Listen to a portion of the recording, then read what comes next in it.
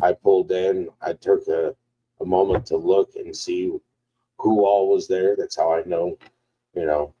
And then I proceeded to watch what they were doing for about 5 or 10 minutes.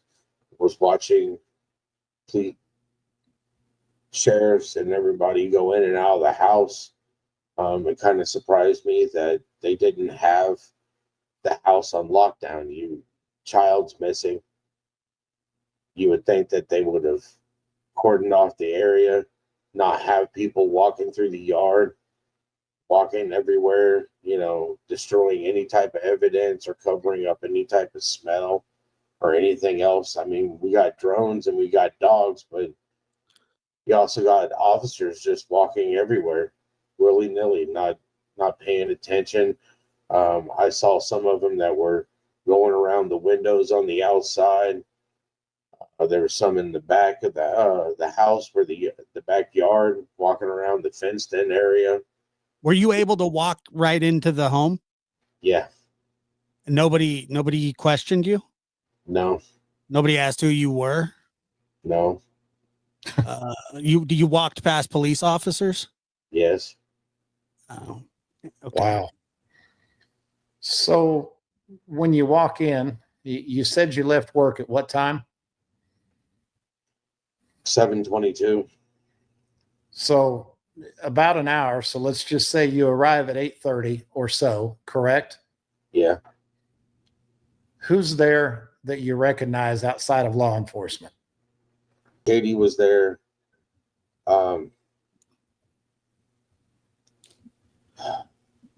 Katie was there. Then there's the carpet in the living room, and there's like a divider wall right here, corner.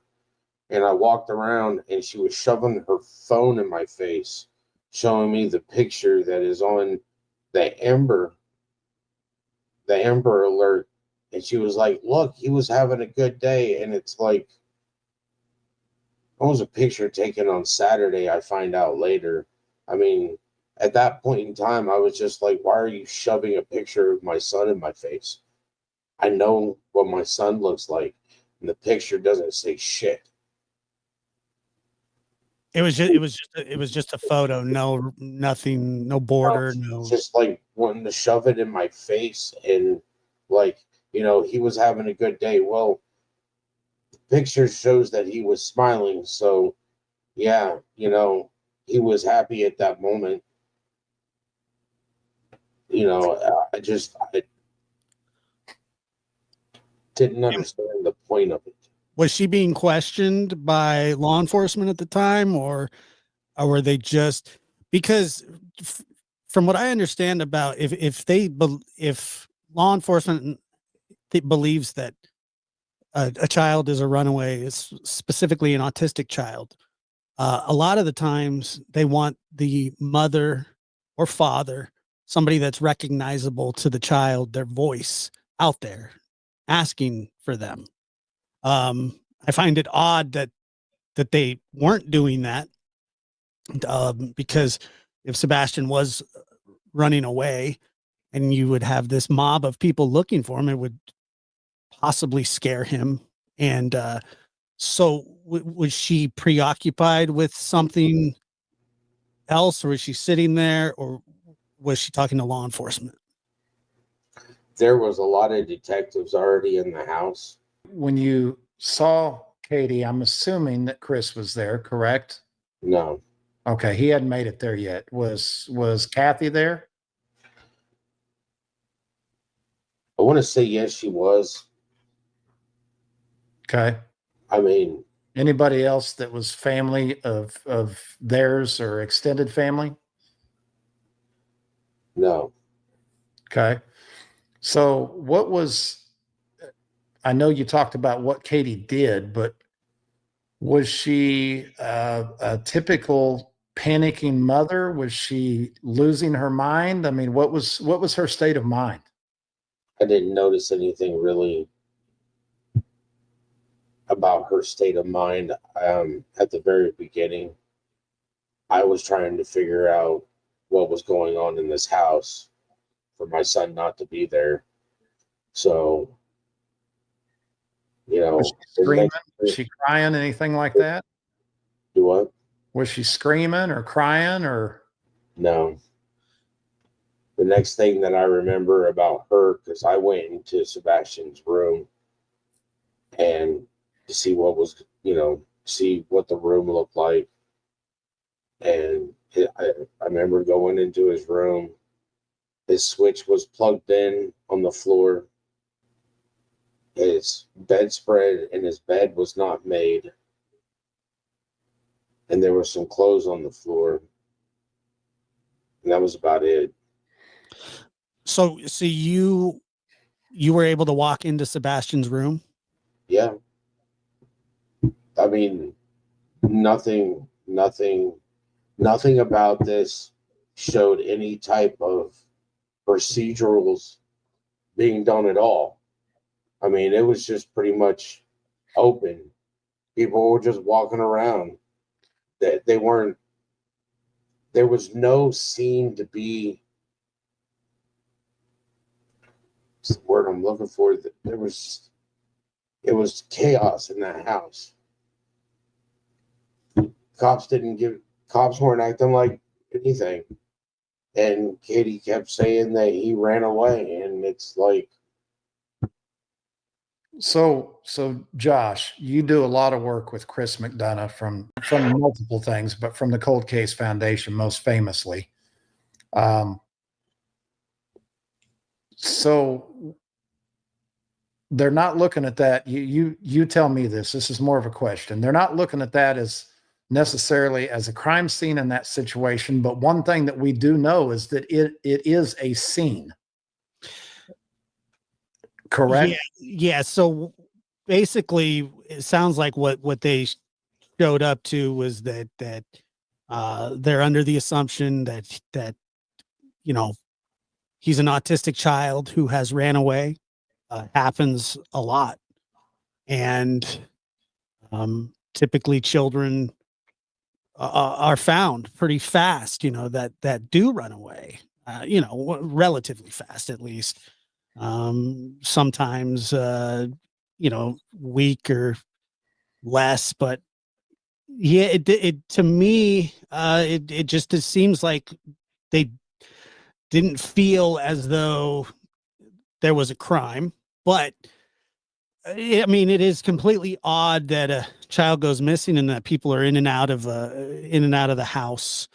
Right. You could walk into a child's room, nobody checking on who is who. I mean, we got people running in and out of the house and in and out of the bedroom. I mean, at that point, it's contaminated. It's contaminated, no Yeah. question about it. So, how long does this go on, Seth? I mean, is it Well, 2 or 3 hours of just people running around the house like crazy people, or what's going on? me personally, I'm losing my mind. My son's missing, and I see nothing going on. I don't know how long they've been searching. I don't know when, they were initially contacted. I saw that nothing was going on in the house. I left. I turned around, got in my truck, and started driving everywhere with my window down, screaming for my son. If he ran away, I don't know how long he's been gone. They didn't tell me when they thought that he had gone missing. I didn't have any type of time frame. No, nothing. I just started driving around. Like, I took a road until 2 or 3 miles had gone down the road, and I was turned around and road would show up. I'd make a left on it. I found out at one point in time I was at the very top, the highest point in Sumner County, because I was speaking to a gentleman that lived in a house, and that he was like, "Who you looking for?" Because I saw him in the yard, and I was like, "Hey, have you guys seen child about 5'5", sandy blonde hair, white kid, skinny, very, anywhere?" And they were like, "You're talking about the missing child?" And I'm like, "Yeah." Everybody in the community seemed to already know about it. I mean, they had the reaction from Sumner County when it came to asking people to come help other law enforcement agencies, they had a lot that they asked to come help. I mean, Wilson County, Williams County. I mean, there was people. So it felt like it was all hands on deck pretty quick, right? It was, until later on when I started thinking about it. So how did they just let you walk through the house? Nobody asked you who you were, let you walk into his room. Did you have any interaction with law enforcement? And if so, how did they treat you? Well, I was still in uniform, which is probably why they didn't ask me who I was. And Katie probably told him who I was after I came inside. I mean, obviously, her coming up to me and shoving her phone in my face, kind of, you know, obviously she knows me. And obviously, with her statement, look, he was happy, you know. I still don't understand why it matters if he was happy or not. I mean, to sit there and make that point to me, I don't get that. He's missing. Doesn't matter if he was happy on Saturday or Friday or Sunday. The fact is he's missing. Sumner County, Eric Craddock, congratulations on your election win. I know that you listen and watch and pay attention to everything that we do. So I'm going to speak to you very directly, Mr. Craddock. I would beg you to answer the same question I've been asking you for 8 months, and I would love for you to come out and answer it publicly. Are you any closer today to finding Sebastian Wayne Drake Rogers than you were on February 26th? That's my only question for you. To add to that, I'd like to see some proof that you are, because your word means diddly squat to me. I'd be a better sheriff in my sleep than I think you could be. And I know that you've been running that sheriff's office since January, which means you were running that office almost 2 months before my son went missing. So you can't put it off on the sheriff that's deceased, sir.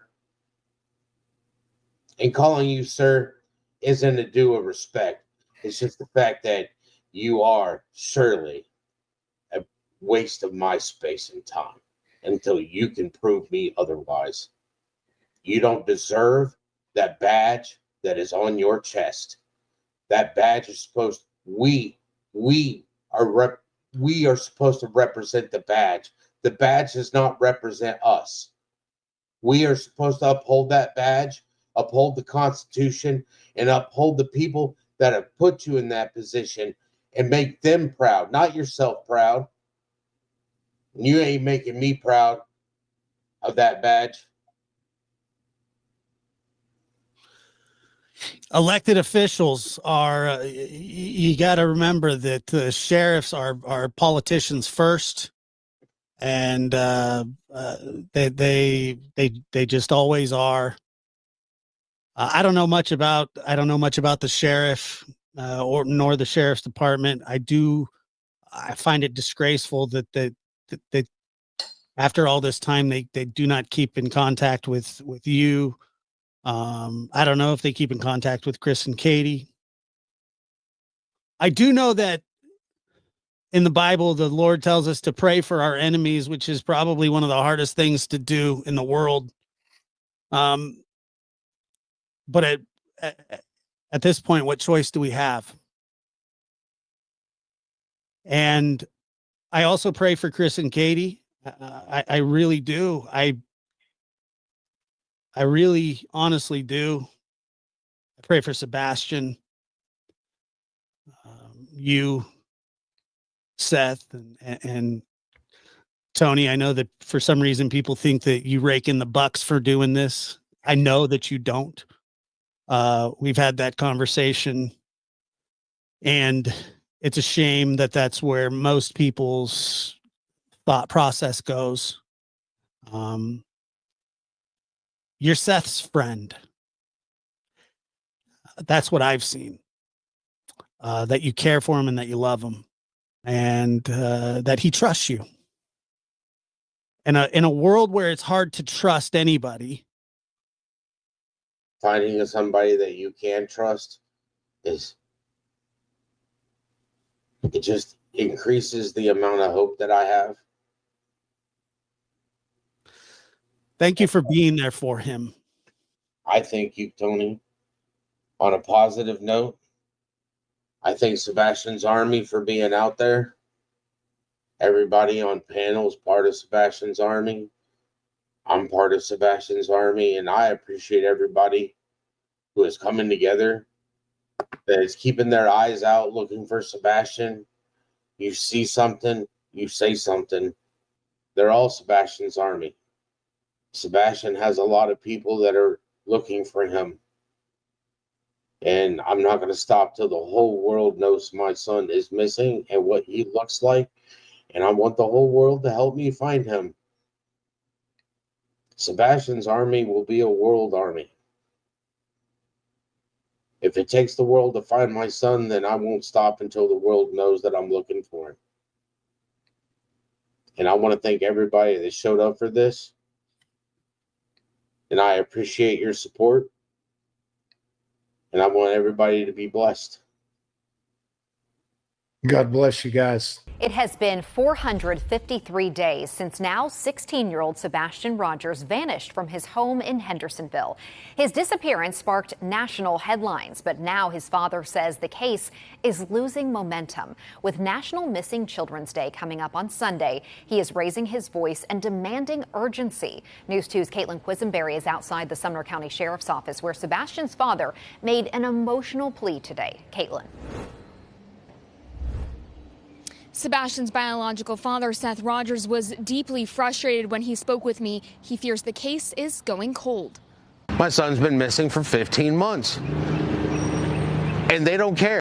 Sebastian disappeared in February last year. He was just 15 years old. Initial search efforts involved local police, the TBI, and the FBI. But those physical searches have since shifted to focus on the investigative side. The last press conference on the case was more than a year ago. I would love to see them actually conducting more searches. I'd like to have some communication on the tips that have come in just with me, so that I know that when a tip comes in, I'm not following up on what job they're supposed to do. Seth says only one detective is actively assigned to the case and that he is often left to chase down the same leads, also sent to law enforcement. We need more than just one set of eyes on this case, but it all falls on my shoulders to ask people to help find my son. My son means something to me. These people should be doing their job. In his push for progress, Seth says he's reached out to lawmakers and is even drafting federal legislation aimed at reforming how child protection agencies and the Amber Alert system handle missing children's cases. It's a federal oversight law on places like CPS, DCS, the Amber Alert, getting it redone and taking it out of people's hands that don't care about the children. According to the FBI, an estimated 460,000 children are reported missing in the U.S. every year. Seth says every one of those cases deserves attention, including Sebastian's. A parent demands answers. We demand answers because our heart is missing. He is my world. I need him. I need him back with me. We reached out to the Sumner County Sheriff's Office for a statement. They assured us this case remains a top priority and said in part, please know that behind the scenes a tremendous amount of work has been done and will continue. Some aspects of the investigation are not visible to the public due to the sensitive nature of the case. Sebastian's family continues to ask for the community's help. If you know anything about Sebastian's whereabouts, you're asked to call the Sumner County Sheriff's Office or the TBI. Those numbers can be found on our website at WKRN.com. Live in Gallatin, Caitlin Quisenberry, News 2.